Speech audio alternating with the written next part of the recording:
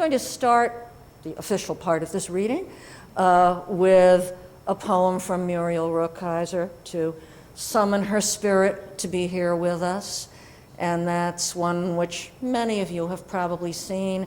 It was a poem she wrote after her second stroke to celebrate getting language back, being able to speak and write again after she'd lost it for a while.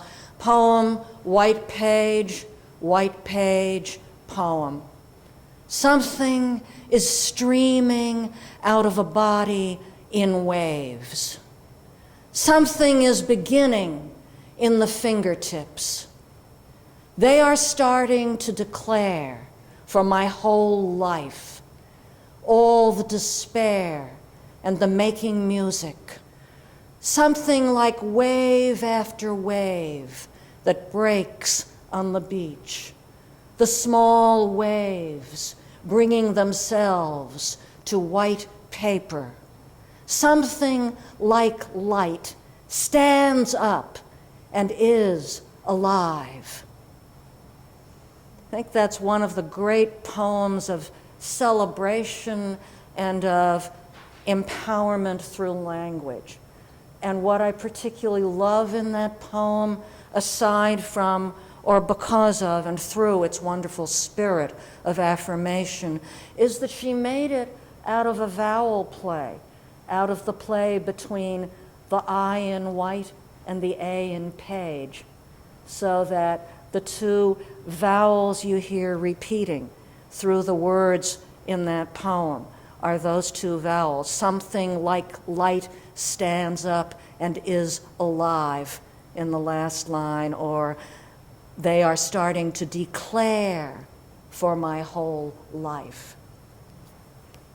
It's the reason that when people dismiss poetry of technique as mere work by technicians, that is missing the mark. The technique is the way in.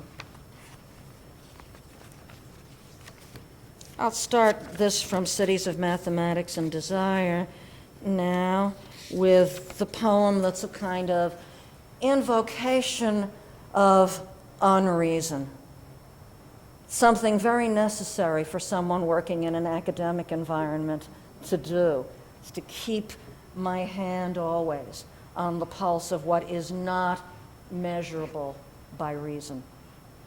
In the opening night sky, love, we are all born out of this holding darkness into our lives, down a bloody current, and against our wills, we rejoice in the light. We are grateful to breathe. The air fills our lungs. The light fills our eyes. The tenderness of the earth fills our skins. The gladness of touch. And we swell with it. We give birth to ourselves through the world of sense. Full of ourselves, we never see that what we hold inside is that darkness which nourished us before we knew our minds. When we feel the rich undersea cave awash with our salts, we grow afraid. We pull back. We hate entering again to find that life out of which, with such struggle, we broke. And although when the wave lifts us and slams us inward, we ride, jelly and weed, inhabiting our pores, we dread good Mother Night, who bore us and whom we bear. It's that reciprocity that I think I care most about in every one of the processes of life and of art, that what we bear bears us, that what we create creates us, that those we teach, of course, teach us and create us.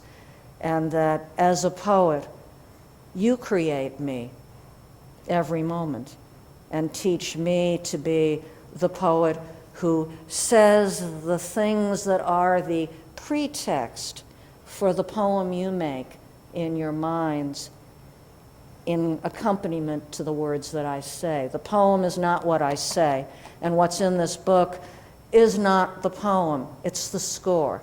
It's like the musical score for the work that you yourselves create through thinking it, feeling it, hearing it, and reading it.